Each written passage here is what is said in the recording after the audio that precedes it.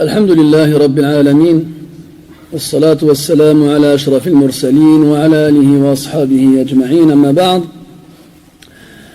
أيها الإخوة الكرام، نلتقي وإياكم كعادتنا في ليلة الخميس، وليلتنا هذه هي الليلة 7 من شهر رجب لعام 40 و400 وألف للهجرة، الموافقة للثالثة عشر من شهر مارش لعام 19 و2000.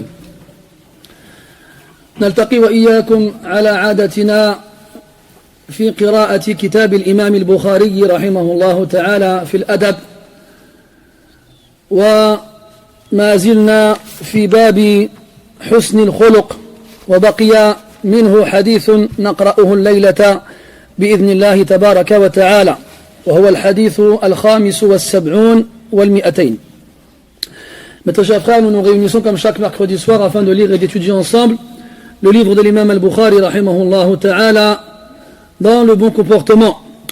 Et nous avons entamé la semaine dernière le chapitre relatif au bon comportement justement, et il nous restait un hadith à lire de ce chapitre-là. Il s'agit du hadith numéro 275. قال رحمه الله تعالى: حدثنا محمد بن كثير قال أخبرنا سفيان عن زبيد عن مرة عن عبد الله أي ابن مسعود رضي الله عنه قال: إن الله تعالى قسم بينكم أخلاقكم كما قسم بينكم أرزاقكم، وإن الله تعالى يعطي المال من أحب ومن لا يحب، ولا يعطي الإيمان إلا من يحب، فمن ظن بالمال أن ينفقه وخاف العدو أن يجاهده وهاب الليل أن يكابده فليكثر من قول لا إله إلا الله وسبحان الله والحمد لله والله أكبر. هذا كلام للصحابي الجليل عبد الله بن مسعود رضي الله عنه، إذن فهو حديث موقوف. وقال العلماء أن هذا الحديث له حكم الرفع، لأن مثل هذه الأخبار لا يمكن أن تكون صادرة عن اجتهاد. إذن فحكم حديثه هذا كأنه قول النبي صلى الله عليه وسلم، يخبر فيه عبد الله بن مسعود رضي الله عنه أن الله تبارك وتعالى قسم الأخلاق بين الناس، والأخلاق منها ما هي جبلية، ومنها ما هي مكتسبة. فالمرء قد يخلق على خلق حسن جعله الله تبارك وتعالى فيه جبلة،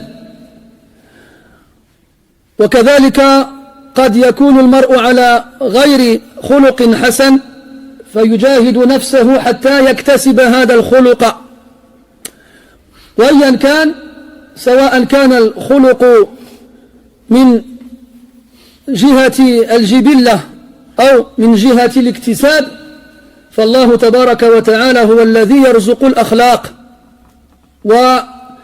ويقسمها بين الناس. ويقول بعد ذلك رضي الله عنه: كما قسم بينكم أرزاقكم. وهذا أمر معروف بين الناس أن الأرزاق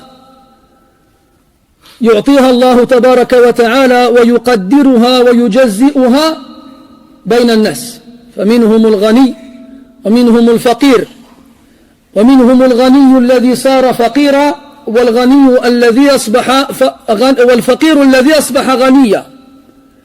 فالناس يختلفون، منهم من ولد ولم يحتاج إلى شيء قط طيلة حياته، يأكل في أواني الذهب والفضة وينام على فراش السرير والسندس، وآخر لا يجد ما يأكله ولا يجد بيتا يأويه، بل لا يجد ما يستر به عورته.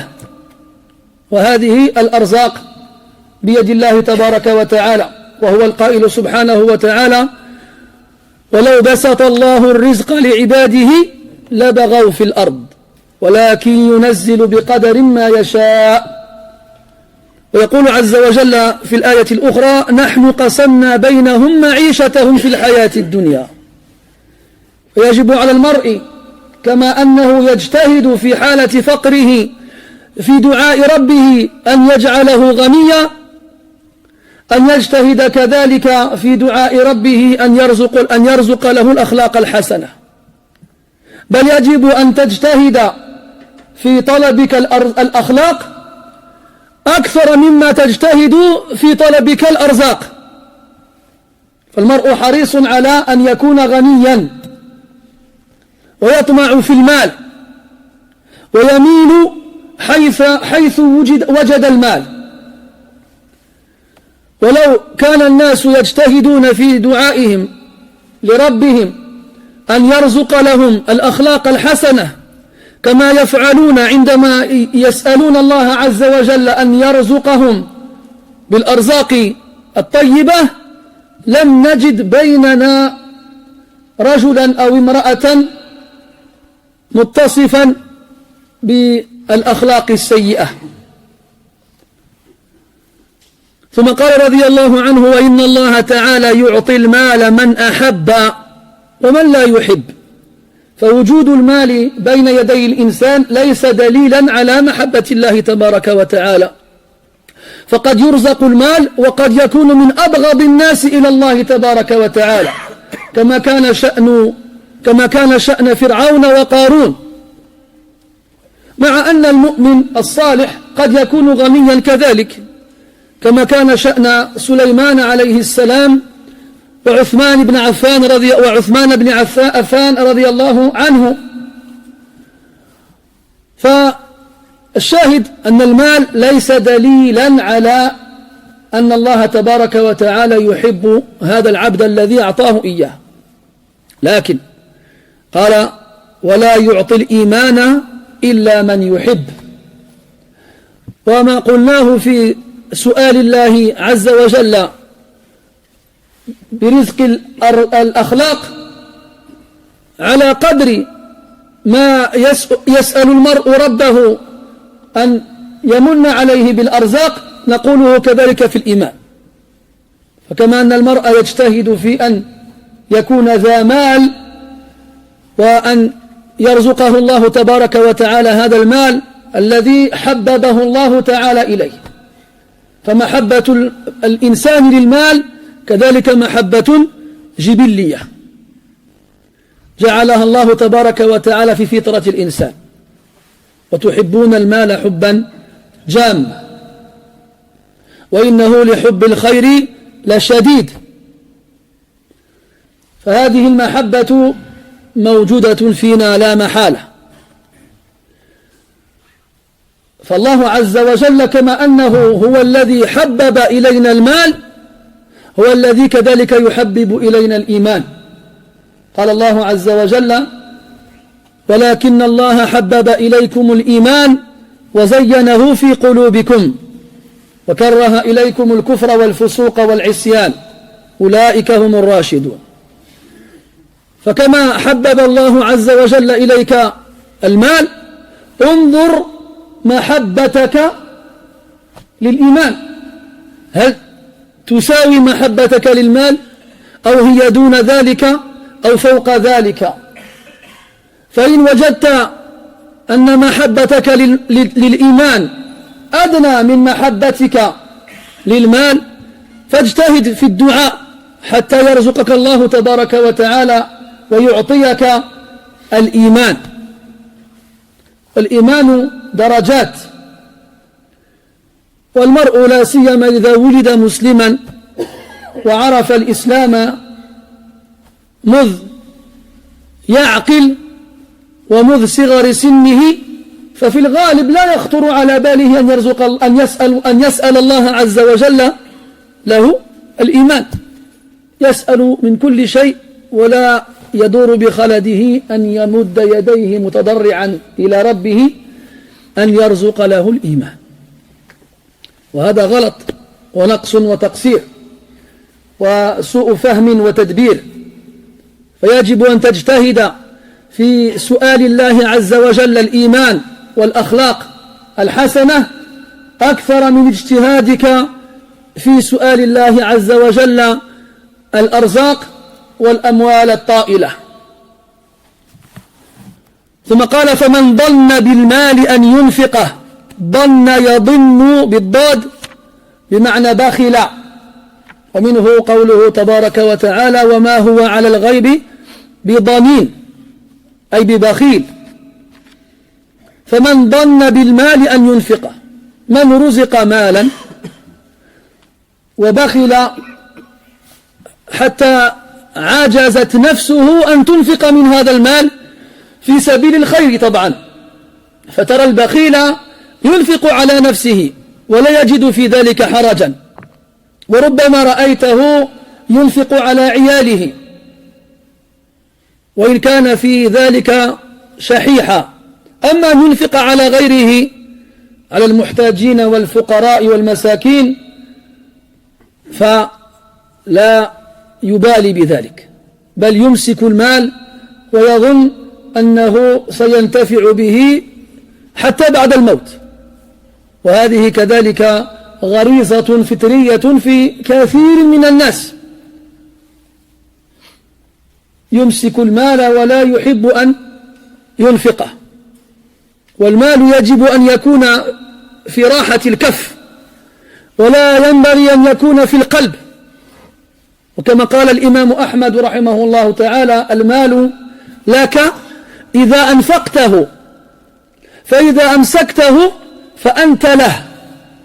المال لك إذا أنفقته، فإذا أمسكته أصبحت أنت ملكا للمال، لا العكس. لا تقول أنا أملك من المال الشيء الكثير، لا، بل قل أنا عبد لمالي يفعل بي ما يشاء.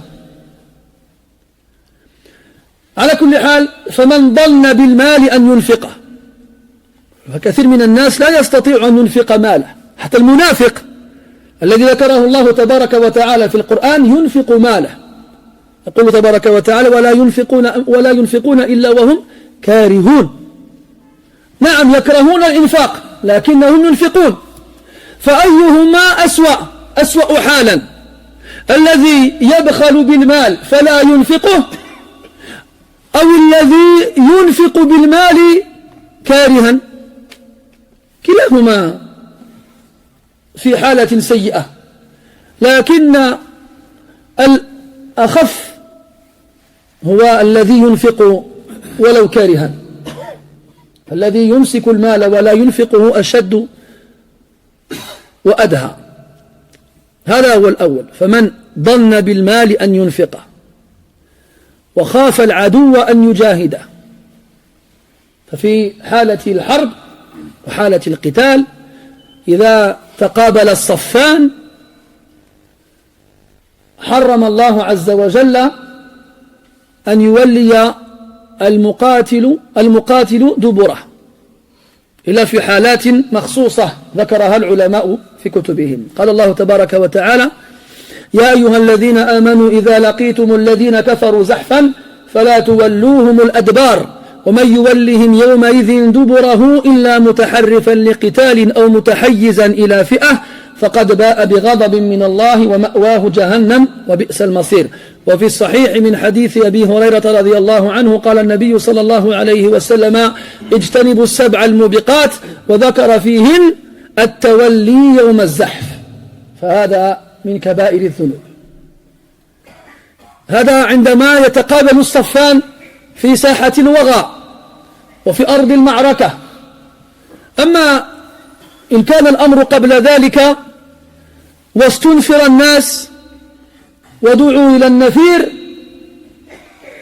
فالناس بين أمرين: إما أن يكون في قتال فرض وواجب على الجميع فلا عذر للمتخلف، وإن كان في قتال وحرب على من قبيل الفرض على الكفاية، فإن كان عدد المشاركين كافيا استغنوا عن الآخرين. فالمقصود بهذا المتحدث عنه هو ذاك الأخير، والذي لا يشارك في قتال مع عدم الوجوب عليه. أما إن كان واجبا فلا يجوز له أن يتخلف. قال وخاف العدو أن يجاهده. أما الأول ظن بالمال لخوفه الفقر، وأما الثاني خاف مجاهدة العدو لخوفه الموت. وقال الثالث وهاب الليل أن يكابده، والمكابدة أن يتحمل الصعوبة والمشقة والحرج، لأن المرء إذا استلقى على فراشه وذاق حلاوة النوم أصبح عسيرا عليه أن يفارق فراشه وأن يمس الماء ليتوضأ ثم ليركع في جنح الليل. فهذا أمر مشاهد ومعروف على كثير من الناس أيضا، أن الناس لا يستيقظون في الليل ولو ليحركوا شفاههم بالتسبيح أو التحميد أو الاستغفار أو ما أشبه ذلك. كان أحد السلف يقول إذا استيقظت في الليل ثم عدت نائما من غير أن تفعل شيئا فلا نامت عيناك، لأنه من الممكن أن تبقى مستلقيا على فراشك من غير أن تتحرك، وإنما تقتصر على قولك سبحان الله والحمد لله ولا إله إلا الله والله أكبر. أيصعب عليك ذلك؟ أيصعب على أحد مثل هذا؟ لا والله. ومع هذا الناس ينامون من حين وضعهم خدودهم على نمرقتهم إلى أن يسمعوا المنبه يوقظهم إن كانوا لهم سماع في ذلك الوقت أيضا. على كل حال، فالذي اجتمعت فيه إحدى هذه الخصال أو تلك الخصال كلها، ماذا بقي له؟ قال فليكثر من قول لا إله إلا الله وسبحان الله والحمد لله والله أكبر. وهذه الكلمات خفيفة على الألسن وأجرها عظيم عند الله تبارك وتعالى. جاء في الحديث أن بكل تحميدة صدقة، وبكل تكبيرة صدقة، وبكل تهليلة صدقة، وبكل تسبيحة صدقة. فإن لم تستطع أن تنفق مالك وأن تجاهد عدوك وأن تكابد الليل، فبقي لك أن تكثر من الذكر لتنال الأجر الذي حرمت إياه في الأعمال السابقة الذكر. والمحروم المخذول هو الذي لا حظ له ولا نصيب في شيء من ذلك كله، لا إنفاق ولا قتال ولا قياما في الليل ولا تلفظا بهذه العبارات الطيبات الجميلات التي هي الباقيات الصالحات المذكورة في القرآن. والباقيات الصالحات خير عند ربك ثوابا وخير أملا ومردا. فأي خير في مثل هذا الإنسان بالله عليكم؟ أدنى شيء وأقل شيء يعجز عنه، فأي خير يرجى في مثل هذا؟ المنافقون، نعود إلى المنافقين مرة أخرى، وصفهم الله عز وجل أنهم لا يذكرون الله إلا قليلا. فالفرق بين المنافق والمؤمن المخلص ليس في وجود الذكر عند أحدهما وانعدامه عند الآخر، لا، وإنما في الكثرة، في كثرة الذكر. فالمؤمن المخلص يكثر الذكر، والمنافق يقل الذكر عنده. فما بالكم بمن لا يذكر الله عز وجل قط، لا يذكر ربه عز وجل، سبحان الله. فأي خير في هذا؟ أي خير في مثل هذا؟ المصلي الذي يؤدي المكتوبات كل يوم له قدر ولو قل من الذكر والتسبيح، سواء كان ذلك قبل الصلاة عندما يكرر خلف المؤذن ما يقول، أو بعد الصلاة عندما يعقد أنامله بالتسبيح. فما بالكم بمن لا يصلي قط؟ هذا الذي لا يحرك لسانه ولا شفتيه بذكر الله عز وجل طيلة النهار، يذكر مغنيه المفضل ويذكر فريقه المبجل، ولا تفوته حلقة من حلقات مسلسله المحبب، لكن لا يخطر على باله أن يرطب لسانه بذكر الله عز وجل. ولا حول ولا قوة إلا بالله. فالشاهد من الحديث أن الأخلاق يقسمها الله عز وجل بين عباده كما يقسم الأرزاق بينهم، فصاحب الأخلاق الفاضلة لا ينبغي أن تغره نفسه بأن تقول له أنت صاحب أخلاق فاضلة لأنك أنت لا والله، لست بشيء، وإنما كنت كذلك لأن الله عز وجل أعطاك هذه الأخلاق. هذه من ناحية. ومن ناحية أخرى يجب أن نجتهد في دعائنا أن يرزقنا الله عز وجل الأخلاق الحسنة، وهذا قد ورد عن النبي صلى الله عليه وسلم أنه كان يقول في دعائه: اللهم إني أسألك خير الأخلاق والأقوال والأعمال لا يرزقها إلا أنت، يعني في هذا المعنى، وأعوذ بك من سفاسفها لا يصرف عن سفاسفها إلا أنت، أو كما قال عليه الصلاة والسلام. هذا النبي صلى الله عليه وسلم يدعو الله عز وجل بهذا الدعاء، وقد قال الله عز وجل: وإنك لعلى خلق عظيم. فماذا عسانا نقول نحن؟ Donc dans ce hadith-là, le hadith numéro 275, Abdullah ibn Mas'ud radiyallahu anhu, celui qui parle, et comme on l'a déjà dit de nombreuses fois, lorsque un compagnon parle et n'attribue pas la parole au prophète alayhi salatu wa sallam, on appelle ça un hadith mawqouf. Un hadith mawqouf. Mais ça dépend ce qu'il dit. Même s'il ne dit pas le prophète a dit sallallahu alayhi wa sallam, s'il dit une chose qui ne peut pas être le fruit de l'effort de réflexion, des choses en rapport avec l'invisible, avec l'au-delà, alors c'est que forcément il a entendu du prophète alayhi salatu wa sallam. Alors à ce moment-là, il aura le jugement de la parole du prophète alayhi salatu wa sallam. Il nous dit, radiyallahu anhu, Abdullah ibn Mas'ud, Allah azza wa jal a partagé entre vous les bons comportements, comme il a partagé entre vous la subsistance. Donc ici, il est important de préciser que le bon comportement est de deux types. Il y a ce qu'on appelle en psychologie l'inné et l'acquis.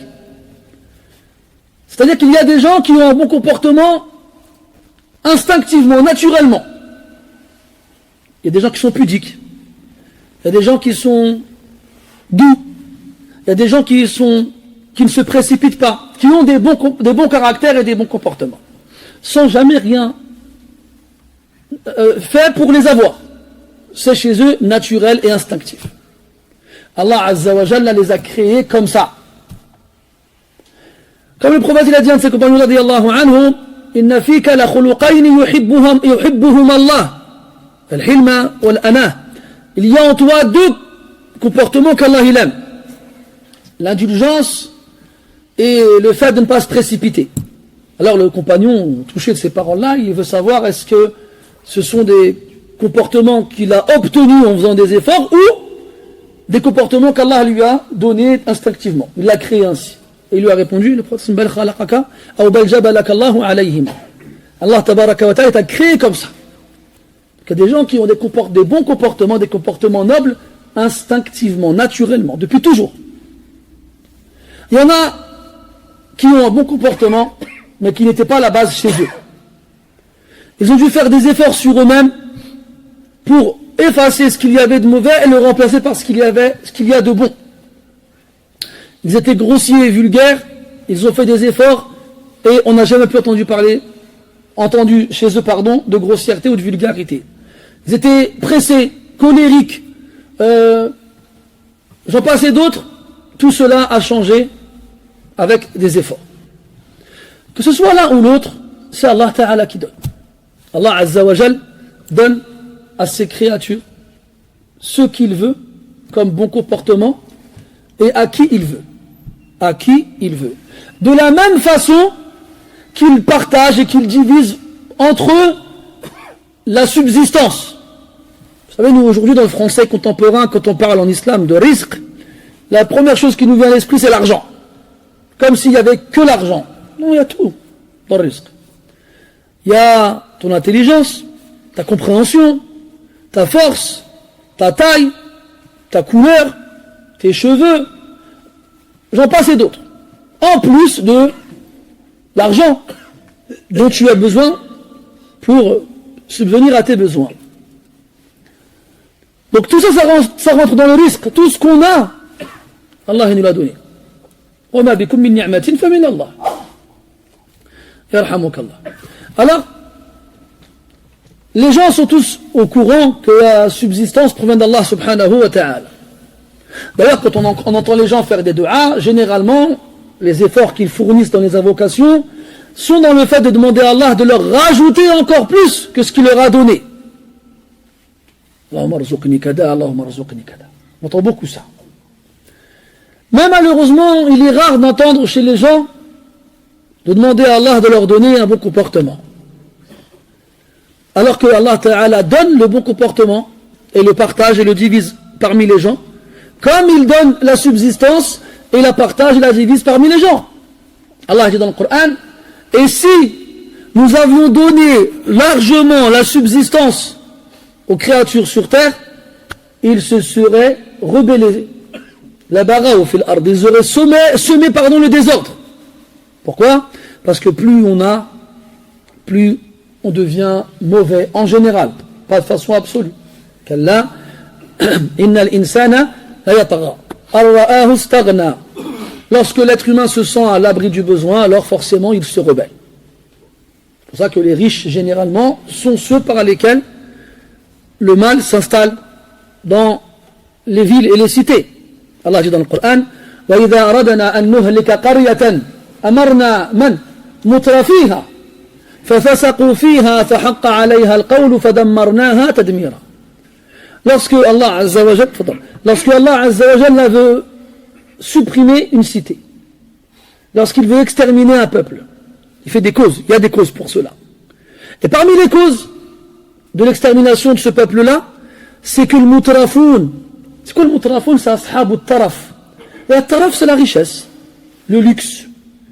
C'est-à-dire que les riches vont abuser de leur richesse, ce qui va les amener au fisc. Au fisc, pardon, le fisc, c'est le fait de sortir de l'obéissance. Ils vont semer le mal dans cette cité. Le mal, il va se répandre petit à petit partout, sans qu'on trouve quelqu'un pour l'interdire. Et c'est alors à ce moment-là que la destruction va s'abattre sur cette cité. Ala kulli hal, la richesse n'est pas synonyme de bonne chose, en général, même si elle peut l'être. Des fois, rarement. En général, elle fait oublier à l'être humain la raison pour laquelle il a été créé. Et elle lui fait oublier aussi ses devoirs et ses obligations. Et elle le fait se croire meilleur que les autres. Et elle, la liste reste encore longue. Donc c'est Allah Ta'ala qui donne et qui prive. Quand il disait sallallahu alayhi wa sallam dans son invocation, Allahumma la mani'a lima a'tayt wa la mu'tiya lima mana'at. Il n'y a pas quelqu'un qui puisse priver de ce que tu donnes, comme il n'y a pas quelqu'un qui puisse donner de ce que tu prives. Allah Ta'ala il donne. Dans notre verset, Allah Ta'ala dit نحن قسمنا بينهم معيشتهم في الحياة الدنيا. Nous avons divisé, partagé leur vie ici-bas. C'est pour ça qu'il y a des gens qui sont riches depuis leur naissance. Ils sont nés dans une famille riche, ils ont dormi sur des draps de soie et ils ont mangé dans des récipients en or. Et de leur vie, ils n'ont jamais connu la faim ou le besoin. D'autres, à l'inverse, qui depuis leur naissance n'ont rien. Des fois, ils ne trouvent même pas de quoi couvrir leur nudité. Ils ne savent pas comment ils vont se sustenter. On a des riches aussi qui sont devenus pauvres et qui ont tout perdu du jour au lendemain. Comme on a des pauvres aussi qui se sont enrichis, pareil, du jour au lendemain. Donc il n'y a pas d'état constant pour tout le monde. Mais quel que soit l'état dans lequel tu te trouves, c'est Allah Ta'ala qui l'a choisi. C'est lui qui donne, c'est lui qui choisit. Et Allah Ta'ala, il ne donne pas à certains de ses serviteurs parce que la pauvreté pour lui est meilleure que la richesse. Dans la pauvreté, il reste humble et modeste. Si Allah l'avait rendu riche, il aurait été mauvais et rebelle. Mais ça, on ne s'en rend pas compte. Eh bien, comme les gens, on l'a dit tout à l'heure, font beaucoup d'efforts dans les du'a pour qu'Allah leur donne. Ya Allah, donne-moi une belle voiture. Ya Allah, donne-moi une belle maison. Ya Allah, donne-moi beaucoup d'argent. Hein? Fait beaucoup de du'a comme ça. Eh bien, comme on demande à Allah de nous donner de la subsistance parce qu'on sait que c'est lui qui la donne parmi les gens, alors on devrait encore plus lui demander de nous donner le bon comportement quand on sait que c'est lui aussi qui le donne aux gens. Et surtout quand on sait qu'avoir un bon comportement est meilleur qu'avoir beaucoup d'argent. Le prophète sallallahu alayhi wa sallam dit dans ses invocations, parmi ses invocations, demander à Allah Ta'ala de lui donner les meilleurs des comportements et des paroles et des actions. Il n'y a qu'Allah qui guide vers ces choses-là. Et il lui demandait de le préserver contre les pires des comportements, des paroles et des actions. Car il n'y a qu'Allah qui peut te préserver de ces choses-là. Ça c'est le prophète qui dit ça, alayhi salatu wassalam, alors que Allah dit dans le Coran, le concernant, وَإِنَّكَ لَعَلَى خُلُقٍ عَظِيمٍ. Tu es certes sur un bon, tu es certes doté des caractères les plus grandioses et du meilleur des comportements possibles. Donc il a le comportement exceptionnel et le meilleur, et pourtant il demande à Allah de le guider vers les meilleurs des comportements. Qu'est-ce qu'on devrait dire nous alors? Puis il dit aussi après radiyallahu anhu, wa inna Allah yu'ti al-mal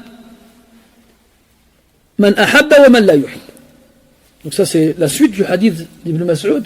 Allah il donne la richesse, les biens matériels à celui qui l'aime et à celui qui ne l'aime pas. Donc ce n'est pas une preuve lorsque tu as des biens matériels qu'Allah t'aime, vu qu'Allah il donne aussi ces biens-là à celui qui ne l'aime pas. Parce que ces biens matériels n'ont aucune valeur auprès d'Allah Azza wa Jal. Alors il les donne à celui qui l'aime comme à celui qui ne l'aime pas. Regardez Pharaon. Pharaon, qu'est-ce qu'Allah il a rapporté de lui dans le Coran? يا قوم أليس لي ملك مصر وهذه الأنهار تجري من تحتي. Il a dit, n'ai-je pas le royaume de l'Égypte et ces fleuves coulent en dessous de moi? Il a demandé à un de ses ministres, Haman, de lui construire un édifice. Ya Haman, ibnini sarha la'alli yablughu al-asbab أسباب السماوات فأطلع إلى إله موسى وإني لأظنه كاذبا. Il a demandé à Haman de lui construire un édifice. Quel édifice? Est-ce que ce sont les pyramides? Allahu a'lam. Il y en a qui ont dit ça, na'am. Il y en a qui ont dit ça, d'autres qui n'en ont pas parlé dans leur tafasir, comme dans surat Al-Fajr et Sad wa Fir'aun dhil Awtad. يقول الطاهر بن عاشور رحمه الله تعالى هي الأهرام le grand mufassir Tahir ibn Ashur rahimahullah ta'ala, vous disait que l'Autad, les pieux, comment Allah il a décrit Pharaon, le possesseur des pieux, les pieux avec lesquels on plante une tente, lui il voyait que c'était les pyramides. Et hadihi, ce que Pharaon a demandé à Pharaon de lui construire, Sarhan, c'est un édifice. De quel édifice il s'agit? Quel édifice pourrait être assez grand pour que Pharaon puisse croire qu'en montant au sommet de cet édifice-là, il puisse voir si vraiment Allah il est là où Moussa lui a dit qu'il était, c'est-à-dire dans le ciel, au-dessus du ciel. La'alli attali'u ila ilahi Moussa, afin que je puisse jeter un coup d'œil, épier, observer le Dieu de Moussa. Ala kulli hal, ils avaient une richesse incommensurable. Pareil pour Qarun. Allah dit dans le Coran, Inna Qaruna kana min qawmi Musa fabagha alayhim wa ataynahu min al-kunuz ma inna mafatihahu latanu'u bil 'usbati ulil quwwa. Qarun était un hébreu de la tribu de Moussa, min Bani Israël, et il était immensément riche. Et il avait quitté son peuple et il avait rejoint Pharaon. Il faut savoir qu'il y avait beaucoup de malades chez Bani Israël, yani des notables, qui ont rejoint Pharaon. Allah dit dans le Coran, فما آمن لموسى إلا ذرية من قومه على خوف من فرعون وملئهم أن يفتنهم. ملئهم أي ملئ بني إسرائيل الذين التحقوا بفرعون. Donc il y avait des notables qui étaient dans l'entourage de Pharaon qui faisaient partie de Banu Israël. Parmi eux, Qarun. Qarun possédait une richesse incommensurable. Allah Ta'ala a dit que seulement les clés de ces trésors, il fallait un groupe de 10 personnes bien costauds, bien fortes, pour pouvoir les porter. Seulement les clés. Que dire alors de ces fameux trésors-là? Et est-ce que ces gens-là, Allah, il les aime? Là. Et il donne aussi l'argent et la richesse à certains de ses serviteurs qu'il aime. Que ce soit des prophètes comme Sulayman alayhi salam. Sulayman il dit Rabbi ghfir li wa hab li mulkan la yanbaghi li ahadin min ba'di. Il a demandé à Allah azza wa jalla un royaume que personne après lui ne possédera. Personne. Et aussi parmi ceux qui ne sont pas des prophètes comme Uthman ibn Affan radiyallahu anhu, pour ne citer que lui. Des hommes vertueux et pieux qui avaient la richesse. Donc c'est possible de compiler richesse et piété, mais c'est rare. Très rare. Donc Allah il donne la richesse, les biens matériels, à ceux qui l'aiment et à ceux qui ne l'aiment pas. Ce qui signifie que posséder des biens matériels n'est aucunement une preuve qu'Allah nous aime. Et Quraysh, quand ils ont vu que les premiers à suivre le prophète sallallahu alayhi wa sallam étaient des pauvres ou des esclaves, ils ont dit c'est pas possible. C'est pas possible qu'Allah ait préféré eux sur nous, alors que nous on est Quraysh. Allah Ta'ala dit وكذلك فتنا بعضهم ببعض ليقولوا أهؤلاء من الله عليهم من بيننا. On a éprouvé les uns avec les autres, les pauvres avec les riches et les riches avec les pauvres, pour qu'ils disent est-ce que Allah il a préféré ceux-là sur nous, les pauvres qui étaient avec le prophète et les esclaves et les jeunes, les gens à qui on ne prêtait pas attention. Dans le verset avant, ولا تطرد الذين يدعون ربهم بالغداة والعشي يريدون وجهه ما عليك من حسابهم من شيء وما من حسابك عليهم من شيء فتطردهم فتكون من الظالمين. Allah il a interdit au prophète sallallahu alayhi wa sallam de repousser ceux qui restent avec lui à invoquer Allah Ta'ala soir et matin. Qui étaient-ils? Les pauvres, les esclaves, les gens à qui on ne prêtait pas attention, des jeunes. Quraysh, eux, ils viennent, ils disent comment ça, nous, on gère la Mecque. C'est nous qui avons les clés de la Kaaba. C'est nous qui nous occupons des pèlerins. C'est nous qui avons l'argent. C'est nous qui sommes respectés parmi les gens. Et en plus de ça, c'est eux qu'Allah va choisir à notre place. Là. C'est ça la aqliya de ces gens-là. Mais le mal, ça n'a pas de valeur auprès d'Allah subhanahu wa ta'ala. هذه الدنيا كلها بما فيها لا تساوي عند الله جناح بعوضة. Ce bas monde entièrement et tout ce qu'il possède, tout ce qu'il contient, pardon, ne vaut même pas auprès d'Allah l'aile d'un moustique. C'est pour ça qu'il le donne, même à ceux qui ne l'aiment pas. ولولا ذلك لما سقى الكافر منها شربة ماء. Et si ce n'était pas ça, le kafir n'aurait pas eu le droit à une gorgée d'eau pour boire. Puis après, mais il donne la foi. Il ne donne la foi qu'à celui qu'il aime. Allah Azza wa Jalla ne donne la foi qu'à celui qu'il aime. Comme on a dit tout à l'heure que... Non, on l'a pas dit. Vaguement. On a dit que l'être humain, instinctivement, il est attiré vers les biens matériels. Il aime posséder. Il aime avoir. Quand il n'a pas, il envie celui qui a. Et il espère être à sa place. Et même s'il a, et il trouve mieux chez un autre, eh ben il veut avoir ce que l'autre il a, même s'il a déjà la même chose en moins bien. Ça, c'est une chose qui est ancrée en nous. Comme on a dit tout à l'heure que certains d'entre nous ont ce privilège de la part d'Allah d'avoir été créés sur des bons comportements. Eh ben, il faut savoir qu'on a été créés tous sur l'amour de l'argent. On est comme ça. Allah dit dans le Coran, وَتُحِبُّونَ الْمَالَ حُبًّا جَمًّا وَإِنَّهُ لِحُبِّ الْخَيْرِ لَشَدِيدٌ. Vous aimez le bien beaucoup, énormément. وَأَتَى الْمَالَ عَلَى حُبِّهِ. Donc on aime. Celui qui vient dit non, moi j'aime pas l'argent. Hack, khod flossi. Donne-moi son numéro de téléphone. Hein? Ala kulli hal, on est comme ça. C'est quelque chose de créé en nous, c'est instinctif. C'est naturel en nous. Eh bien, pareil pour l'amour. Cet amour-là. On est attiré vers l'argent comme on aime l'argent. Mais la foi, comme on a dit tout à l'heure, est-ce qu'on a le réflexe de demander à Allah de nous donner le bon comportement? C'est rare. Est-ce qu'on a le réflexe de demander à Allah de nous donner la foi? C'est rare aussi. Parce que beaucoup d'entre nous, on est nés musulmans, dans des familles musulmanes, on n'a connu que l'islam. Dès le plus jeune âge, on a été à la mosquée, dès le plus jeune âge, on a fait la prière, dès le plus jeune âge, on a appris à lire l'arabe, et le Coran. On ne connaît pas autre chose que l'islam. Donc à ce moment-là, vu que pour nous c'est un acquis, c'est-à-dire là c'est bon, là, ça ne va pas devenir à l'esprit de demander à Allah l'iman. Alors qu'Allah dit dans le Coran, وَلَكِنَّ اللَّهَ حَبَّبَ إِلَيْكُمُ الْإِيمَانِ. C'est Allah qui vous a fait aimer la foi. هذا السؤال يجب أن تطرحه على نفسك كل يوم. Ça c'est une question que tu dois te poser tous les jours. Est-ce que tu aimes la foi? Est-ce que tu aimes la foi?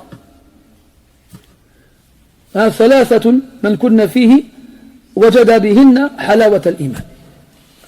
للإيمان حلاوة. La foi, elle a une saveur, elle a une douceur, elle a une onctuosité, elle a un goût incomparable à ce que tu as pu goûter auparavant. Quand tu goûtes à la foi, ta vie elle change. Est-ce que tu peux dire que tu connais ce goût-là? Est-ce que tu peux dire que tu aimes la foi? C'est Allah Ta'ala qui fait aimer la foi aux croyants. Et c'est Allah Ta'ala qui donne la foi aux croyants. Et il ne donne la foi qu'à celui qu'il aime. Donc tu pourrais te dire, ah, mashallah, moi j'ai la foi, donc Allah il m'aime. Attends, calme-toi, doucement. Il y a foi et foi.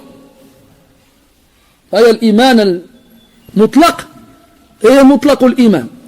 Ala kulli hal, il y a la foi qui consiste à croire aux 6 piliers de la foi, puis il y a des degrés dans la foi. Et il y a la foi complète et parfaite. وَلَكِنَّ اللَّهَ حَبَّبَ إِلَيْكُمُ الْإِيمَانِ. Première chose, il t'a fait aimer la foi. وَزَيَّنَهُ فِي قُلُوبِكُمْ. Et il l'a embelli dans vos cœurs. Deuxième chose. وَكَرَّهَ إِلَيْكُمُ الْكُفْرَ وَالْفُسُوقَ وَالْعِصْيَانَ. Et il vous a fait détester al-kufr, la mécréance, wal-fusuq, la perversion, wal-isyan, la désobéissance. Est-ce qu'on est dans ce stade-là? Dans le hadith de tout à l'heure, 3 choses, quand tu les as, tu goûtes enfin à la saveur de la foi. Que tu aimes pour Allah Azza, que tu aimes Allah Azza wa Jalla et son messager, et que tu n'aimes rien comme tu les aimes eux deux, et que tu aimes ton frère fillah, pas pour autre chose, et que tu détestes retourner dans la mécréance comme tu détesterais être jeté dans le feu. comme tu détesterais être jeté dans le feu. Celui qui a ces trois-là, il aura goûté à la douceur de la foi. Et dans le verset, Allah il te fait aimer la foi. Ici, il dit, Allah il donne la foi à celui qu'il aime. Donc il faut d'abord qu'il t'aime pour te donner la foi. Et lorsqu'il te donne la foi, eh bien il te fait aimer la foi. Et il l'embellit dans ton cœur. C'est-à-dire qu'il l'a fait évoluer. Il l'a fait progresser et il la rend de plus en plus belle jour après jour. Est-ce que nous on déteste al-fisq, al-isyan? Wallahi qu'il y a des gens qui vont à la mosquée et qui en apparence sont comme des anges, mais au fond d'eux, ça les brûle de ne pas pouvoir faire ce que les autres y font. Il y a dans un hadith un homme pauvre qui m'ont dit qu'il voit un homme passer sur un cheval noble et portant des vêtements de riche et arborant un état d'orgueilleux. Et alors le pauvre il le regarde comme ça et dit Ya laïtali mali fulan fa'fa'ala bihi kama yaf'al. Si seulement j'avais autant d'argent que lui là-bas là, j'aurais fait comme lui. Enfin, on voit des gens, ils vont dans tel pays, ils font, comme on dit, les 400 coups. Toi t'es là. T'attends le 5 du mois impatiemment. Et quand tu vas sur internet ou bien va te voir et te dit regarde j'ai tout la dernière fois, regarde, tu vois, et il te montre, ah ouais, tu vis toi. Ah ouais. Et après lui il part et toi tu le vois regarde partir et tes rêves ils partent avec lui. Genre si je pouvais moi aussi aller là où il a été et faire ce qu'il a fait. Faire ce qu'il a fait. Il t'a pas montré toutes les photos lui. Ala kulli hal, il y en a beaucoup qui sont comme ça, ils sont coincés. Comme on dit, on aime bien dire Allah ghalib. Donc cette expression est très mal utilisée dans beaucoup de cas. Il te dit Allah ghalib, on n'a pas, qu'est-ce que tu veux? Il est là. Alors comme il ne trouve pas de travail, comme il n'arrive pas à se faire des connaissances, des relations avec les gens dehors, si je vais aller à la mosquée, rien à faire, je vais aller à la mosquée. Parce que les gens là-bas, ils sont sympas, ils passent le salam, on dirait on est amis et tout ça. Il y en a, c'est comme ça. Faut pas se voiler la face. Vous savez ça, les salafs, ils l'ont dit dans leurs paroles. Il viendra un temps où les mosquées seront pleines. Hudayfa radiyallahu anhu, ceux qui connaissaient bien les hypocrites, il a dit il viendra un temps où si tu prenais un arc et tu tirais une flèche dans le ciel, en attitude dans une mosquée, elle tombera forcément sur un hypocrite. T'imagines toi? تضحكون؟ على كل حال ضحكوا ما ينبغي أن تضحكوا بل يجب أن تبكوا. أما تخافون على أنفسكم النفاق؟ أما تخافون أن تكونوا منهم وأنتم لا تشعرون؟ كان السلف يخافون على أنفسهم النفاق وهم من ملأوا الدنيا عبادة وزهدا وإخلاصا. ماذا فعلتم أنتم؟ ما حظكم من العبادة؟ ما أخذكم من الليل؟ أين أموالكم إن لم يكن في حسابكم أو في حساب الأسواق؟ لا يا أحبابي، أنا أعرف أن بعض الأحيان المرء يضحك من شدة تعجبه، ولكن ليجتهد حتى لا يسمع، وليجتهد حتى لا يسمع. Hudayfa, il a dit, si jamais tu prenais un arc dans une mosquée, tu tirais en l'air comme ça, la flèche forcément tombera sur un hypocrite. Il disait dans un autre affaire, par Hudayfa, un autre, qu'il viendra un temps où les mosquées seront pleines de gens. Qulubuhum khawiya. Les mosquées seront pleines et leurs cœurs ils seront vides. Viendra un temps, yatabaha an-nasu bil masajid, où les gens se rivaliseront les uns les autres avec les mosquées. Notre mosquée c'est la meilleure. Meilleure pourquoi? Parce qu'il y a des zillis sur les murs? Parce qu'il y a la climatisation? Pourquoi c'est les meilleurs? Avant on coûtait les mosquées les meilleures parce que dans les premiers rangs il n'y avait que des hufad du Coran. Parce que du début de la journée jusqu'à la fin il n'y avait que des gens dans l'ibada. Ça c'est un masjid, c'est un bon masjid ça. Qu'est-ce qu'ils ont les masjids d'aujourd'hui? Qu'est-ce qu'ils ont de spécial billah alaykoum? Je peux te sortir toutes les mosquées que tu veux, les plus grandes, les plus belles, les plus chères. Et après, billah alaykoum, qu'est-ce qu'il y a dedans dans ces mosquées? Il y a quoi? Des gens qui savent pas faire la prière? Des gens qui savent pas faire les ablutions? Des gens qui connaissent pas leur aqidah? Ils savent pas comment adorer Allah? Des gens qui savent même pas ce qui leur prophète et messager alayhi salatu wassalam. بلاش والله نفرشوا واحد الزربية في حديقة بارك علينا. En vrai, nous, on met un tapis dans un jardin, et puis ça nous suffit. Hein. Pas besoin de tout ça. Hein. Pas besoin. Mais qu'est-ce que tu veux? Il y a les normes de sécurité à respecter. Donc, quand j'ai dit le athar de Hudayfa, certains ont ri. Oh, ne prenez pas contre vous, hein, mais moi, ça peut m'arriver de rire de ces choses-là. Mais il faut quand même remettre les choses dans leur contexte. Là, on parle d'hypocrisie, mes frères.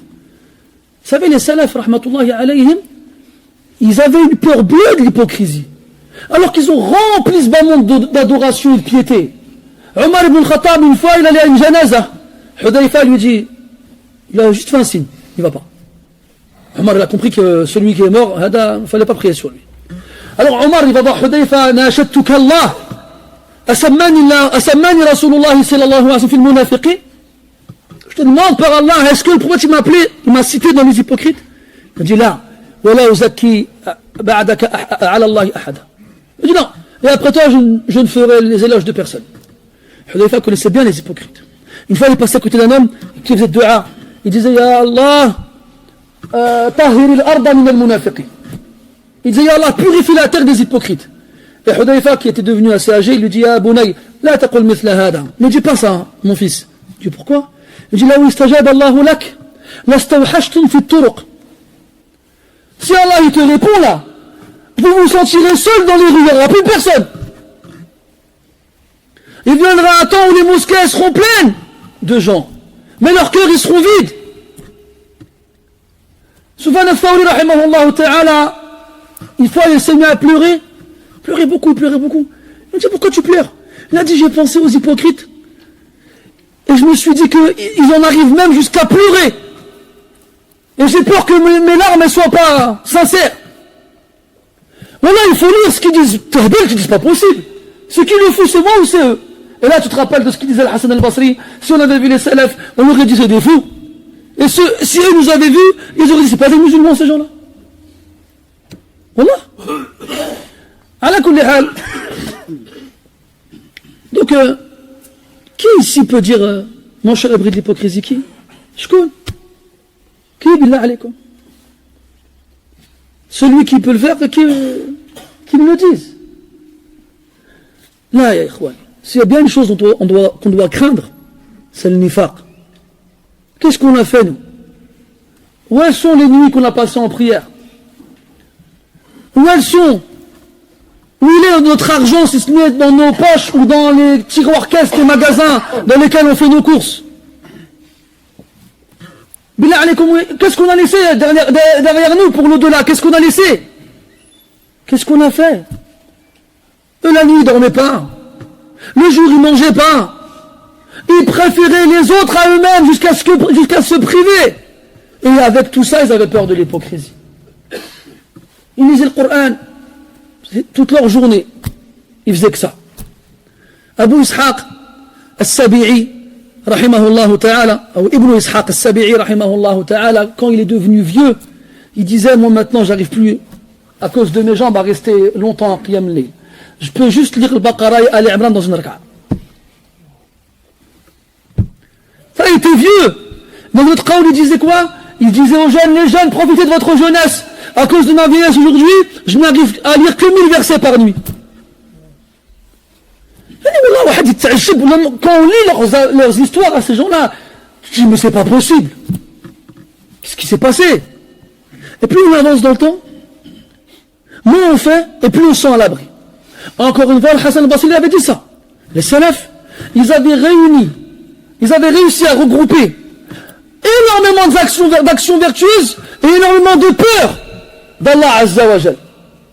Nous, on a réussi à réunir très peu d'actions vertueuses et se sentir en sécurité et penser que la ruse d'Allah ne nous touchera pas. Non, c'est pas pour nous ça. Hajib, hada. وعجبا. Donc on revient à l'iman. Non. Allah il ne donne qu'à celui qu'il aime. Il ne donne pas à celui qui n'aime pas. Puis il dit, alors, celui qui est trop avare pour dépenser son argent, celui qui est trop peureux pour rencontrer l'ennemi, celui qui a peur de se battre, entre guillemets, de supporter la difficulté de la nuit, alors qu'ils disent beaucoup La ilaha illallah, subhanallah, alhamdulillah, Allahu akbar. Parce que ça veut dire que ça c'est des signes de la foi. Quand Allah t'a donné la foi, les actions qui sont citées, elles ne te dérangent pas. Rencontrer l'ennemi, tu n'en as pas peur. Parce que tu sais que fuir l'ennemi sur le champ de bataille fait partie des grands péchés. Sauf dans le cas où ce n'est pas une obligation pour toi de combattre. Parce que le combat, soit il sera obligatoire pour chaque individu, soit il le sera à titre collectif. Lorsque le parti s'en occupera, ça ne sera plus pour les autres. Donc celui qui ne rencontre pas l'ennemi par peur, on ne pourra pas lui faire de reproches que dans le cas où c'est obligatoire pour lui. Si c'est obligatoire, il a fait un grand péché en tournant le dos. Comme Allah a dit dans le Coran et le prophète dans la Sunna alayhi salam.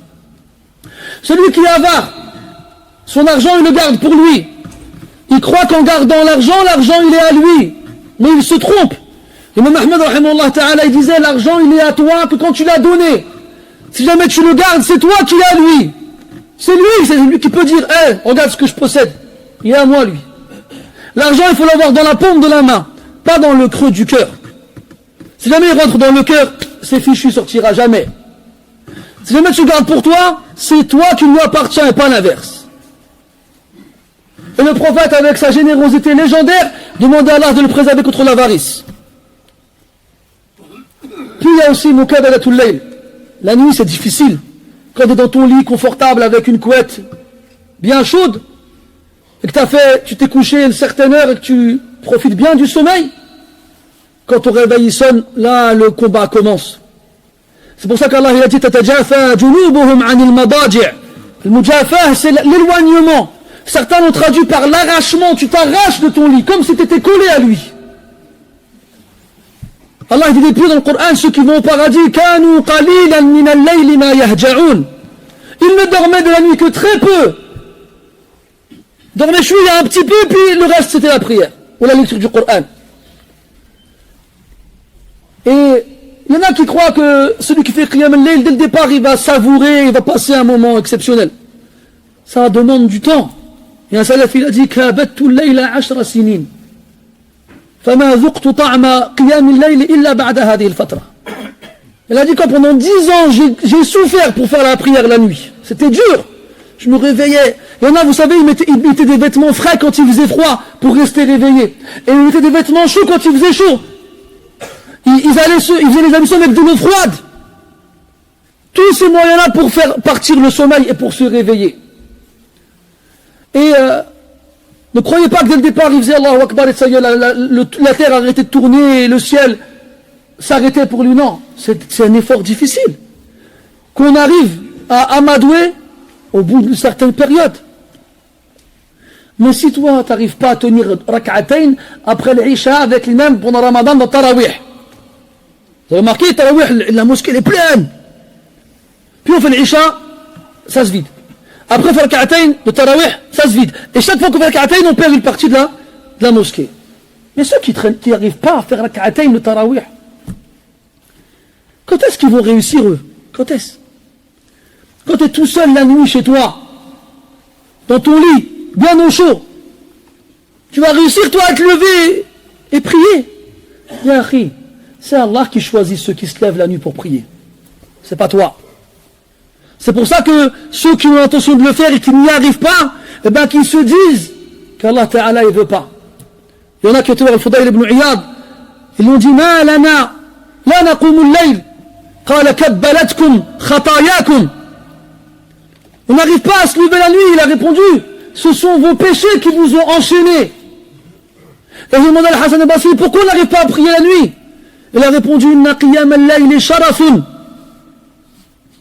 la yu'tihi Allah ta'ala illa li'ibadihi faman lam yastati' an yaqum falaysa ahlan li hadha ash-sharaf. Se lever la nuit, C'est un honneur qu'Allah Ta'ala donne à certains de ses serviteurs. Celui qui n'arrive pas à se lever n'est pas digne de cet honneur-là. Al-Mukabada. Il y en a dit quoi, j'ai essayé, j'arrive pas, je me frotte les yeux, j'arrive pas de bailler. C'est le début. Ça va durer peut-être 6 mois, peut-être 1 an, peut-être 10 ans.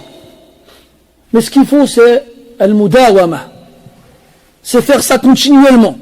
Et bi'idhnillah, au bout d'un moment ou un autre, tu y arriveras, bi'idhnillah, tabaraka wa ta'ala. Et celui qui n'arrive pas à faire tout ça alors qu'il multiplie le fait de dire Subhanallah, walhamdulillah, wallahu akbar, wa la ilaha illallah. Et il dit bien, falyukthir, qu'ils le disent beaucoup. Et on a dit tout à l'heure que la différence entre l'hypocrite et le croyant sincère, ce n'est pas que le croyant sincère il évoque Allah et que l'hypocrite ne l'évoque pas. Non. Allah, quand il parle de l'hypocrite, il dit quoi? وَلَا يَذْكُرُونَ اللَّهَ إِلَّا قَلِيلًا. Ils n'évoquent Allah que peu. Ils évoquent Allah, mais peu. Al-Mukhlis, il évoque Allah beaucoup. يَا أَيُّهَا الَّذِينَ آمَنُوا اذْكُرُوا اللَّهَ ذِكْرًا كَثِيرًا وَالذَّاكِرِينَ اللَّهَ كَثِيرًا كما جاء في القرآن. Donc la différence entre eux, c'est dans la quantité. Plus tu évoques Allah Azza wa Jal, plus tu es préservé de l'hypocrisie. Ya ayyuhalladhina amanu la tulhikum amwalukum wa la awladukum an dhikrillah. C'est dans quelle sourate ce verset? Ajibou. Al-Munafiqun. Naham. T'as pas marqué le lien? Toujours un lien entre le nifaq et le dhikr. Le munafiq, il n'évoque pas Allah Azza wa Jal. Tu veux savoir si t'es un munafiq? Regarde comment tu évoques Allah subhanahu wa ta'ala. Comme ça, vite fait, en passant, ou bien avec un cœur concentré et obéissant. Al-Shahid dans le hadith qu'il faut garder en tête, c'est le fait qu'Allah Ta'ala il partage entre les gens le bon comportement comme il partage entre eux la subsistance. Comme tu demandes à Allah de te donner la subsistance, demande lui aussi de t'accorder un bon comportement. نسأل الله تبارك وتعالى بأسمائه الحسنى وصفاته العلى أن يرزقنا الأخلاق الحسنة وأن يعيذنا من الأخلاق السيئة وأن يرزقنا الإيمان الكامل وأن يحببه إلينا وأن يزينه في قلوبنا وأن يكره إلينا الكفر والفسوق والعصيان وأن يجعلنا من الراشدين وأن يجعلنا من الذين يستمعون القول فيتبعون أحسنه أولئك الذين هداهم الله وأولئك هم أولو الألباب سبحانك اللهم وبحمدك أشهد أن لا إله إلا أنت نستغفرك ونتوب إليك وصلى الله على نبينا محمد وعلى آله وأصحابه أجمعين والحمد لله رب العالمين وبارك الله فيكم.